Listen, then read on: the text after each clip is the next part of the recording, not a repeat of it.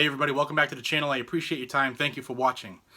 Well, let's address the elephant in the gun culture and gun community. That is the leaked executive order by the Trump administration regarding designating certain rifles and weapons for militia purposes. Now, if you don't know what I'm talking about, I'll have a link in the description like always, and I might even put the text of the entire rumored executive order in there as well. So let's address it. First off, I waited a couple days, it's been out for a few days now, because I wanted to try to vet it to see if there was any legitimacy to this, because executive orders typically don't get leaked in this fashion, like the entire text, including the possible date of release. So that alone was questionable, especially coming right off the heels of the Fourth Circuit U.S. Court of Appeals unconstitutional ruling that banned 47 styles of semi-automatic weapons that they deemed assault weapons, and anything with a 10-round plus round count on a magazine, etc. Those videos are in my breaking news playlist. Please check them out. They're there for your information. Now, this proposed order, or rumored proposed order, starts out by defining the militia, how it was in the Constitution, still is in the Constitution, it's a protected right, and that America's safety is incumbent on each individual citizen being ready at a moment's notice to take up arms in defense of their family, their neighborhood, their community, their state, their country. The order even encourages citizens to be prepared to take up arms, and then discourages states and local municipalities from passing any type of law that would infringe on this right. Then it goes into some definitions. Militia, self-defense, community, state, and militia purposes. Now, being someone who is familiar with law and the wording of such, and when I read the law, if you're familiar with it as well, whether you're on the job or you're a lawyer or whatever, you can see when you read stuff where, all right, there's a loophole, or there's something that they can go around. There's a couple of them the way this is worded. Just in case some of you liberal Democrats who might be in government are watching this, I'm not going to tell you what they are. But there's a couple in there, so that's why I'm not really sure if this is real. I don't know the authenticity of this, so I'm going to go under the premise that this could be legit. So let's go into it a little further. Section 4 of this order goes into specific militia rifles that it designates and protects them. Real quick, the first section is the AR-15 and similar semi-automatic rifles to include flash suppressors and bayonet lugs, magazines of up to 30-round capacities, M7 bayonets, and ammo in 5.56 or 2.23 in all quantities. So that is kind of a shot right at Maryland right there, and several other, I think there's 7 other states that ban assault weapons, you know, the made-up liberal media term. So that's a shot at them right there. It protects the AR and similar type systems, and the evil bayonet lug, and the terrible demonic flash suppressor, and the horrific 30-round magazine. So that first paragraph, section 4, protects that. The next 2 sections go on to protect the M1A and the M1 Garand, and similar setups with, you know, the godforsaken flash suppressor and you know, Satan's bayonet lug.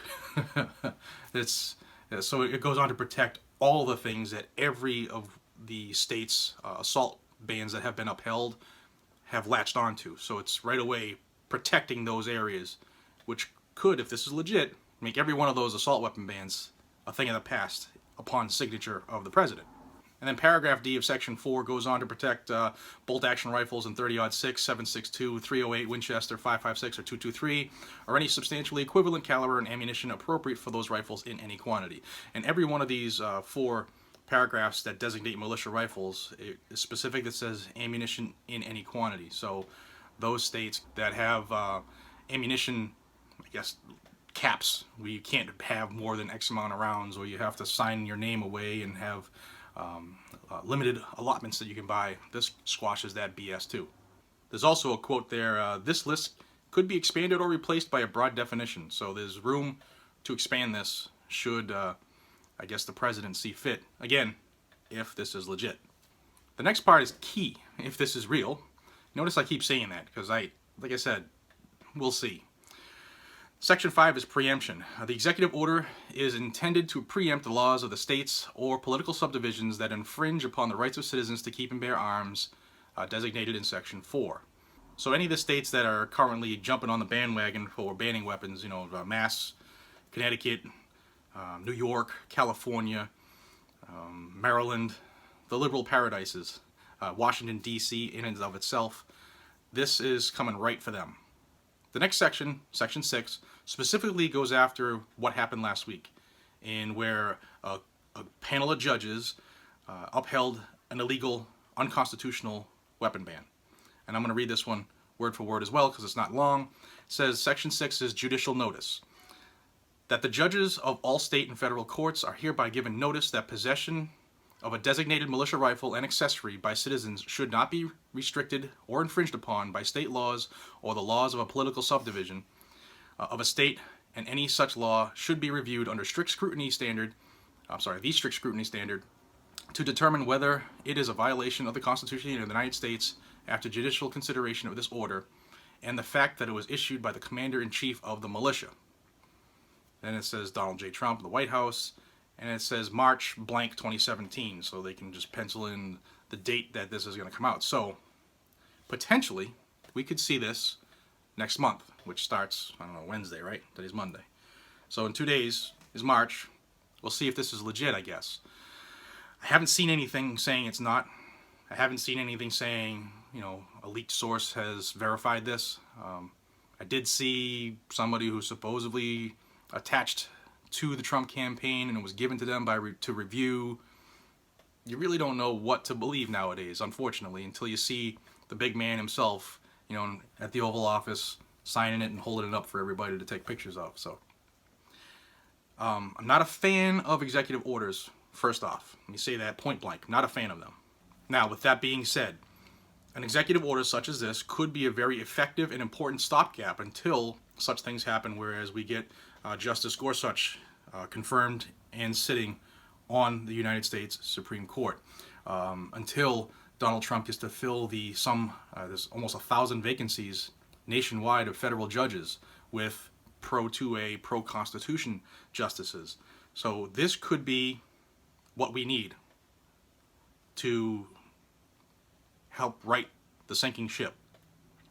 It's not going to be the only thing that does it, because it would take just a couple strokes of the pen for a Democrat who gets to sit in the office, or the Oval Office, to just wipe this out. Just like Trump's, saying screw this Obama policy, screw that Obama policy. The next president could do the exact same thing.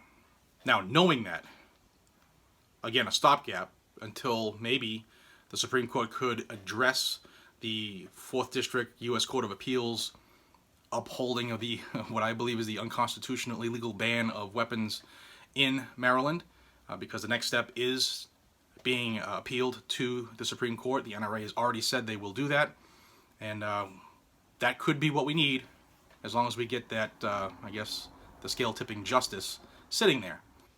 So let me know what you think in the comments here. Part of me thinks that this could be it, the real thing. Another part of me thinks this could be BS, just because the way it's worded and addressed. There are a couple errors, and it's specific, like a knee-jerk reaction to this case that just came out, not to all of the infringements as a whole that have been going on. So we'll see. I'm going to continue to put some pressure on the people that I know who might be able to find out if this is legit or not. And as soon as I find out, I'm coming back to you with it. So stay tuned. I appreciate your time. Subscribe if you haven't already. Until we see each other again, this is Jared from Guns and Gadgets, saying be safe, stay vigilant, carry a weapon. Take care, everybody.